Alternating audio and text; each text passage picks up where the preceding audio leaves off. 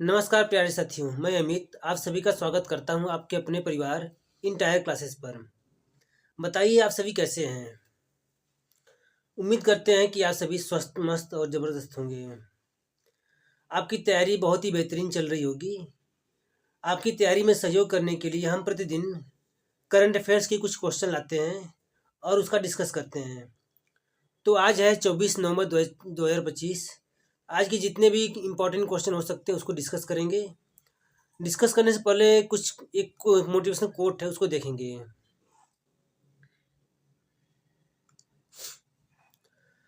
हर असफलता एक सबक है। हर असफलता एक सबक है और हर सबक सफलता की कुंजी है। अर्थात सफल होना बुरा नहीं है। बुरा तब है जब हम असफल होकर कुछ सीखते नहीं हैं। जो लोग हर असफलता से सीखते हैं उन्हें सफल होने से कोई भी रोक नहीं सकता है।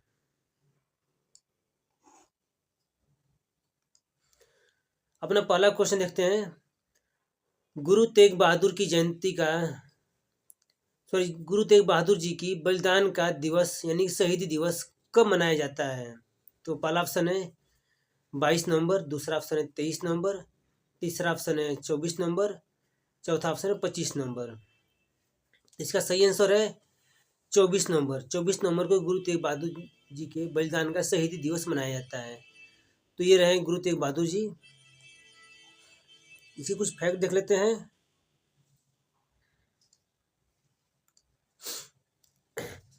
गुरु तेग बहादुर जी का बलिदान दिवस यानी कि शहीदी दिवस भारतीय इतिहास में धार्मिक स्वतंत्रता और अटूट साहस के रूप में याद किया जाता है।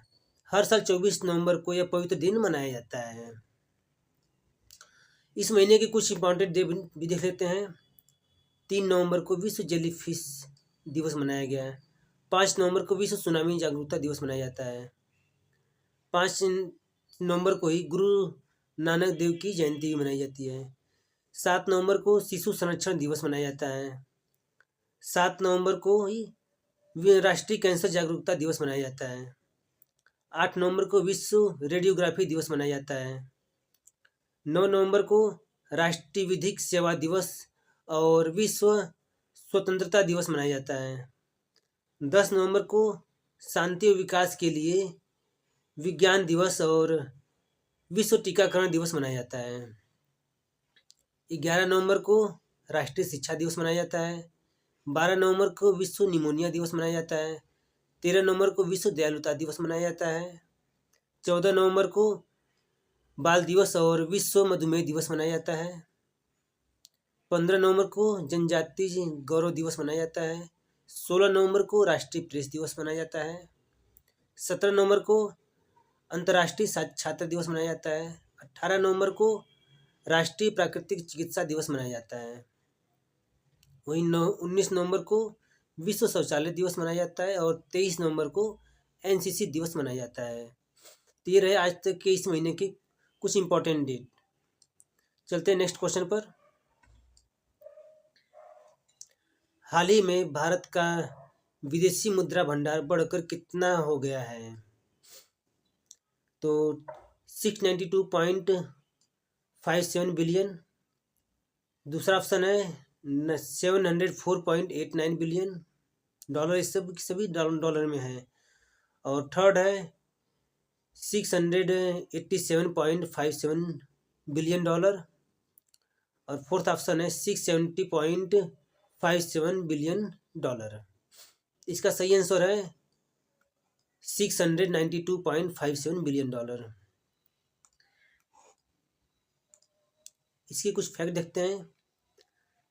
भारतीय रिजर्व बैंक यानी कि आरबीआई द्वारा जारी नवीनतम आंकड़े के अनुसार भारत में विदेशी मुद्रा भंडार यानी कि फॉरेक्स भंडार में 14 नवंबर 2025 को समाप्त सप्ताह के दौरान 5.54 बिलियन डॉलर की तेज बढ़त हुई है, जिससे भंडार ऐतिहासिक स्तर यानी कि 692.57 बिलियन डॉलर पर पहुंच गया है। यह वृद्धि पिछले सप्ताह के $70 बिलियन की गिरावट के बाद एक मजबूती मजबूत वापसी को दर्शाता है। बढ़ोतरी का सबसे बड़ा कारण भारत में स्वर्ण भंडार यानी कि गोल्ड रिजर्व से भारी इजाफा हुआ है, यानी कि भारत में गोल्ड लोग बहुत ज़्यादा खरीद रहे हैं, इससे विदेशी विदेशी मुद्रा भंडार में वृद्धि हुई है। अगला क्वेश्चन है, हाल ही में कौन 2025 में दुनिया का तीसरा सबसे बड़ा मानवीय दानदाता बन गया है? तो पहला ऑप्शन है भारत, दूसरा ऑप्शन है अमेरिका, तीसरा ऑप्शन है यूरोपीय संघ, चौथा ऑप्शन है संयुक्त अरब अमीरात। तो इसका सही आंसर है संयुक्त अरब अमीरात। संयुक्त अरब अमीरात विश्व का तीसरा सबसे बड़ा मानवीय दानदाता बना है। तो इस लिस्ट में पहले पर है अमेरिका, दूसरे पर यूरोपीय संघ और तीसरे पर है संयुक्त अरब अमीरात यानी कि यूएई। इसके फैक्ट देखते हैं। संयुक्त राष्ट्र के वित्तीय ट्रैकिंग सेवा यानी कि यूएन फाइनेंशियल ट्रैकिंग सर्विस के अनुसार यूएई ने 2025 में कुल 1.46 अरब डॉलर की मानवीय सहायता दी है। यह संयुक्त राज्य अमेरिका और यूरोपीय संघ के बाद तीसरा सबसे बड़ा दानदाता देश बना है। इसका योगदान वैश्विक मानवीय सहायता का 7.2 है। फिलिस्तीन को यूएई की सहायता का सबसे बड़ा हिस्सा मिला है। इसके बाद सूडान, सीरिया, यूक्रेन और अफगानिस्तान को मदद दी गई थी।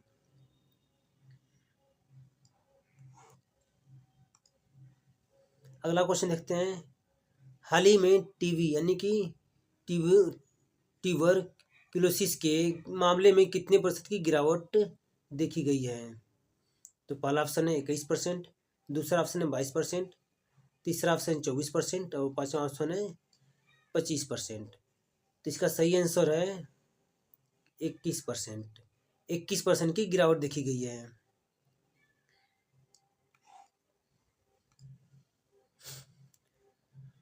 विश्व स्वास्थ्य संगठन यानी कि WHO की बैठक की वैश्विक टीबी रिपोर्ट 2025 के अनुसार 2015 और 2024 के बीच भारत में टीबी के मामले में 21% की कमी आई है। भारत में 2015 में प्रति लाख आबादी पर 237 मामले दर्ज किए जाते थे, जो 2024 में घटकर 187 रह गए हैं। इस अवधि में टीबी से होने वाली मौतों में भी 25% की गिरावट आई है। टीबी बैक्टीरिया के कारण होने वाला एक बीमारी है। टीबी जो है बैक्टीरिया के कारण होता है।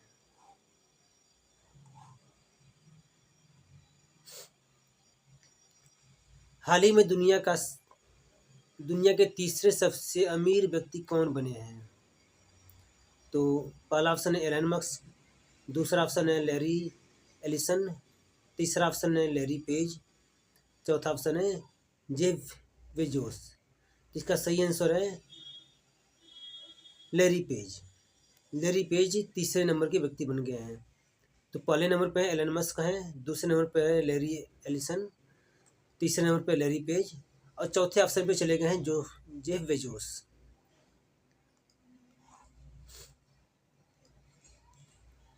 गूगल के सह संस्थापक और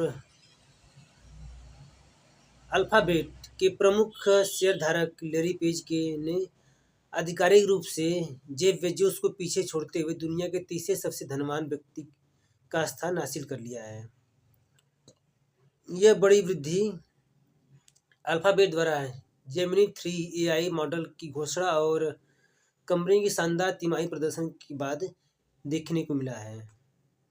तो ये रहा टॉप 5 की लिस्ट, जिसमें एलन मस्क पहले स्थान पर है, लैरी एलिसन दूसरे स्थान पर है, लैरी पेज तीसरे स्थान पर है, जेफ बेजोस चौथे स्थान पर है और पांचवें नंबर पे है सर्गेई ब्रिन। चलते हैं नेक्स्ट क्वेश्चन पर, और ये है लैरी पेज। हाल ही में वैश्विक रेटिंग एजेंसी मूडीज ने भारत की वृद्धि दर 2025 में कितने रहने का अनुमान लगाया है? तो पहला ऑप्शन है 6%, दूसरा ऑप्शन है 6.5%, तीसरा ऑप्शन है 7%, चौथा ऑप्शन 7.5%। तो इसका सही आंसर है 7%।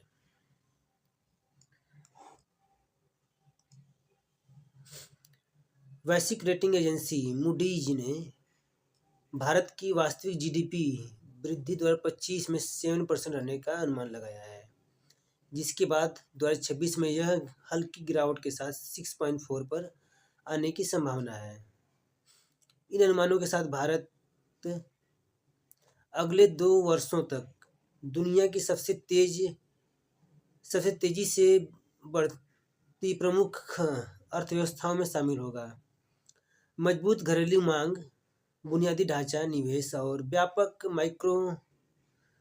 मैक्रो इकोनॉमिक स्थिरता के चलते यह वृद्धि गति बरकरार रहने की उम्मीद है, भले ही वैश्विक अनिश्चितताएं मौजूद हों। यानी कि भारत की जो ग्रोथ रेट है वो बना रहेगा।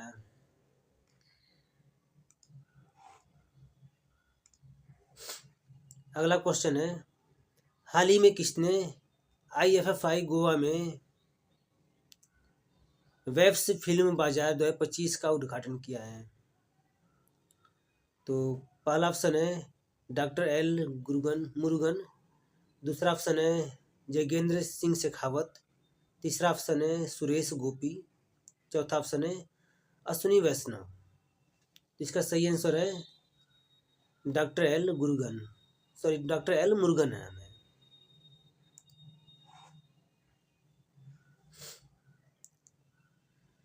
भारत की फिल्म उद्योग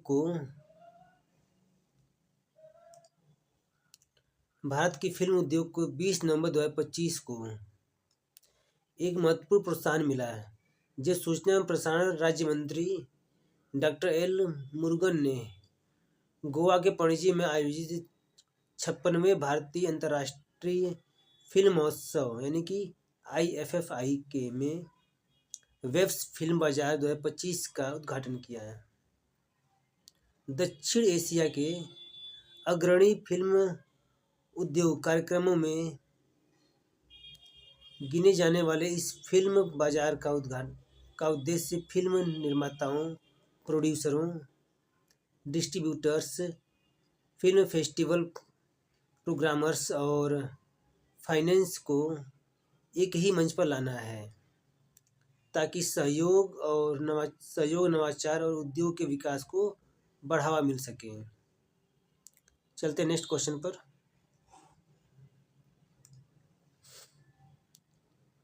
हाल ही में किसे सेबी के पूर्णकालिक सदस्य के रूप में नियुक्त किया गया है? तो पहला ऑप्शन है भुवनेश कुमार, दूसरा ऑप्शन है संदीप प्रधान, तीसरा ऑप्शन है आदित्यन राजेश, चौथा ऑप्शन है तुहिन कांता पांडे। तो इसका सही आंसर है संदीप प्रधान। और यहाँ पर जो आदित्यन राजेश दिख रहे हैं, ये यंगेस्ट CEO बने हैं। 13 वर्ष की उम्र में यंगेस्ट CEO बने हैं।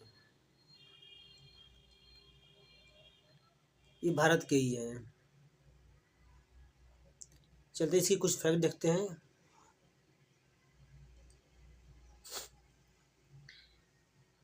भारत सरकार ने securities and exchange board of India यानी कि सेबी, ये सेबी की फुल फॉर्म है, security and exchange board of India में नए पूर्णकालिक सदस्य के रूप में संदीप प्रधान की नियुक्ति की है। वे वर्तमान में पुणे में आयकर जांच महानिदेशक के पद पर कार्यरत थे। उनका कार्यकाल 3 वर्ष तक होगा, जब तक आगे कोई आदेश जारी नहीं किया जाता जो भी पहले हो। वित्त मंत्रालय ने 19 नवंबर 2025 को सेबी अधिनियम 1992 के तहत यह नियुक्ति अधिसूचित की है।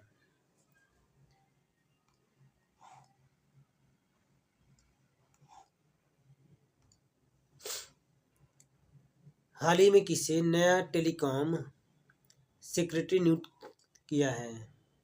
तो पहला ऑप्शन है अमित अग्रवाल, दूसरा ऑप्शन है नीरज मित्तल, तीसरा ऑप्शन है अजय सेठ, चौथा ऑप्शन है सुरेंद्र सिंह। तो इसका सही आंसर है अमित अग्रवाल।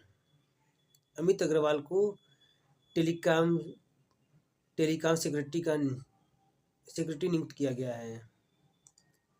चलते हैं इसका फैक्ट देखते हैं कुछ।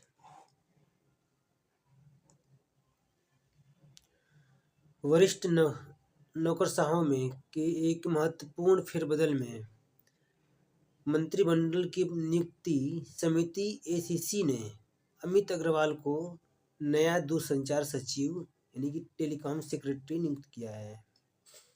वे नीरज मित्तल का स्थान लेंगे, यानी कि इसके पहले नीरज मित्तल टेलीकॉम सेक्रेटरी थे, जिन्हें अब पेट्रोलियम और प्राकृतिक गैस मंत्रालय का सचिव बनाया गया है। यानी कि नीरज मित्तल को पेट्रोलियम और प्राकृतिक गैस मंत्रालय का सचिव बनाया गया है।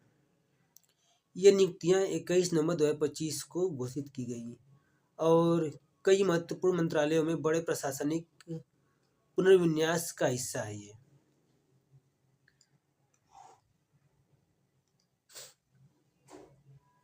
अगला क्वेश्चन है, हाल ही में संजय महोत्सव, सही क्वेश्चन यहाँ गलत हो गया है, संजय महोत्सव नहीं होता है, संगाई महोत्सव होगा। हाल ही में संगाई महोत्सव,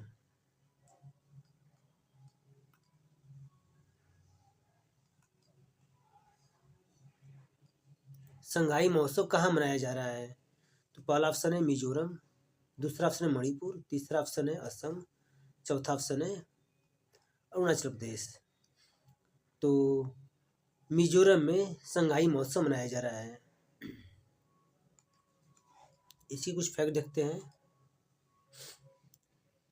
संगाई महोत्सव मणिपुर का एक वार्षिक सांस्कृतिक उत्सव है जो 21 से 30 नवंबर तक आयोजित होता है और राजकीय पशु संगाई हिरन के नाम पर रखा गया है। संगाई हिरन के नाम पर संगाई महोत्सव रखा गया। ये रहा संगाई हिरन। ये संगाई जो हिरन है मणिपुर का राजकीय पशु है, यानी कि राज पशु है। तो आज के लिए इतना ही। अगर आपको इसका PDF चाहिए तो हमारे YouTube चैनल के डिस्क्रिप्शन बॉक्स में जाकर टेलीग्राम चैनल पर जाकर आप इसको डाउनलोड कर सकते हैं। तब तक के लिए थैंक यू सो मच।